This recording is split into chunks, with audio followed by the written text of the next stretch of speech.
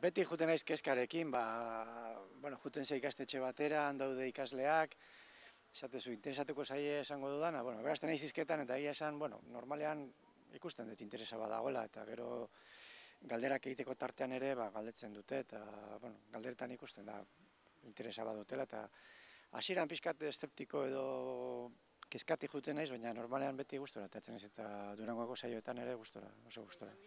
Bai, galdu arte novela oinarri hartuta, egin duguna da, nik egin duguna da aurkeztu pixkat novela, nola idatzi nun, ze kontatu nun, eta nola dagoen girotua Azkoitiko gaztetxean gertatutakoetan, 80ko hamarkadan. Gero argazki batzuk erakusten ditut, garaikoak, haiek komentatu, eta gero ja galderen txanda. Eta, orokorrean, 80ko gaztetxen mugimenduari buruz hitz egiten dugu novela aitzaki hartuta. Eta personajei buruz ere bai, baina orokorrean gaia da 80ko hamarkadako gaztetxeen giroa.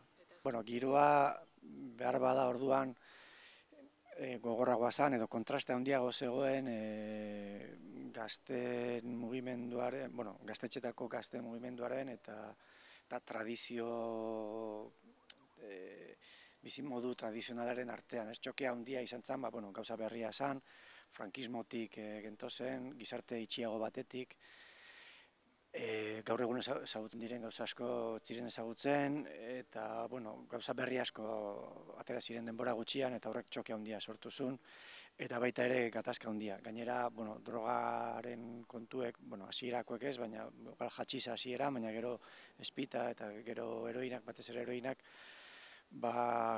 desastre handiak ekarri zituen, eta orduan gatazka gogorragoak zeuden orduan, eta giroan ere bazegoen ez dakit, nihilismo edo etxipen handiagoa edo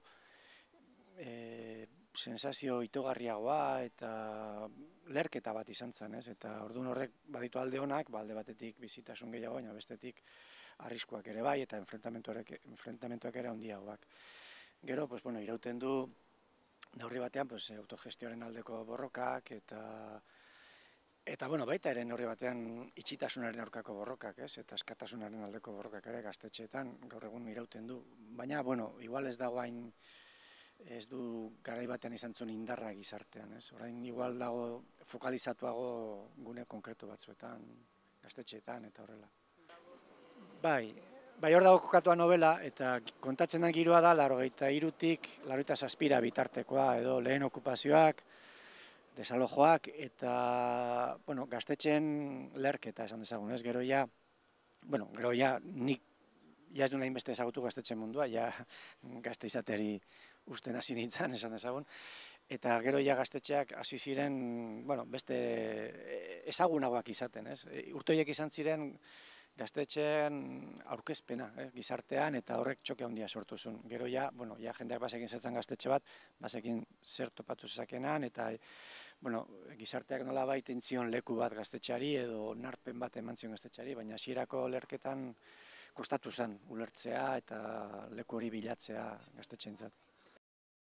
Beti zegoen zerbait, ez dakit punk taldeak eta mugimendu asko zegoen kalean, ez? Eta gaina ematezun hori frankismoa bukatuta eta dena posible zala edo posible ez bazan, bintzat bazen borrokatzeko gogo bat.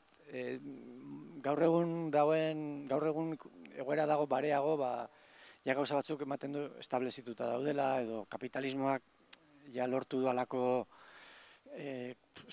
oskol bat bezala jarri dut ematen du horren kanpotik ez dagoela ezer, ez da orduan, oraindik beste espektatiba batzuk eta bar, eta lerketa handia izan zen eta emozio handiko momentuak, ez, gero eragin kaltegarriak ere izan zituen, eta bai, mitifikatuta dago, baina, egia da, bizia ere izan zala garaia, ez, baina, horrek ez du esan nahi gaur ez dagoenik ezer kalean eta gaur egun ere badago, gaur egun ere salda badago, esango genuke ez, baina, orduan ere egontzan duai.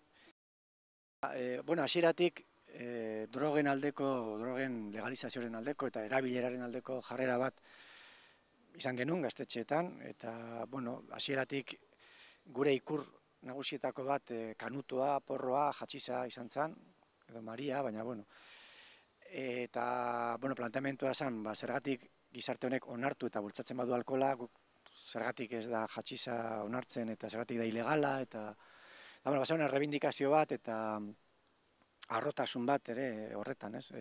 Berehala hasi zen porrero hitza erabiltzen, gaztetxeko jendea gaitzesteko edo modu pejoratiboan, baina baita ere harrotasunez, ez? Gu porreroak gara esateko, eta baina gero beste droga batzuk askoz eragin handiago zuten, personala, dependentzia sortze zuten, ezjakintasun handi zarrapatu zuen horrek gazte jende asko, eta migoratzen ez, gaztetxean oso lan handia egiten zuen jendea, eta gaztetxeari bizitza handia ematen zion jendea ere, erori zala heroinaren, atzaparretan eta heroinaren zuloan, eta pasatu zen gaztetxearen aldeko militante aktibo izatetik, heroinaren menpeko izatera, ez?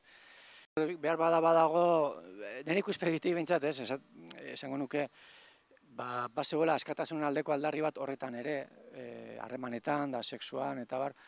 Baina behar bada ikusi genduna da, horrek ere denbora bat eskatzen duela, ez? Igual, teorian bai ginean horren aldekoak, baina praktikan nik uste horretan urrengo belaunaldiak askatasun gehiago izan dutela, eta hori ikusten da, nik uste nobelan ikusten dela hori ez, represio gogor batetik datorren gazte jende bat, teorian bai aldarrikatzen duna askatasun sexuala eta beste erabateko harremanak, baina kostatzen da pixka bat hori benetan bideratzea, ez? Nik goratzen ez beti lehenengo gaztetxeetan zurrumurruek esate zutenan orgiak iten zirela, bilutzik ibiltzen ginela, eta, bueno, sekulako askatasun sexuala zegoelan eta dana gezurra zen, ez?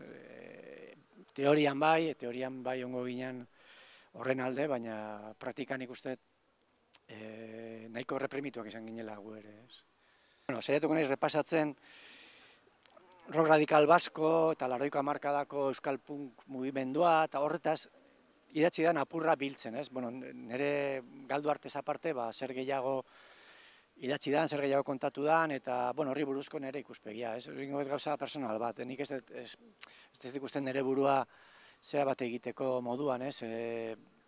Esan dezagun, ez dakit, azterketa akademiko bat, izango da gauza subjektibo eta personal bat, ez da izango, bueno, ikuspegi, saiatuko naiz hitzaldia edo saioa ameno izateko zatitzen, eta zati txikiak egiten, zati autonomoak, ez izateko hitzaldi luze eta akademiko bat, hori da nire asmoa, ez dakit, gero zer aterako zaidan.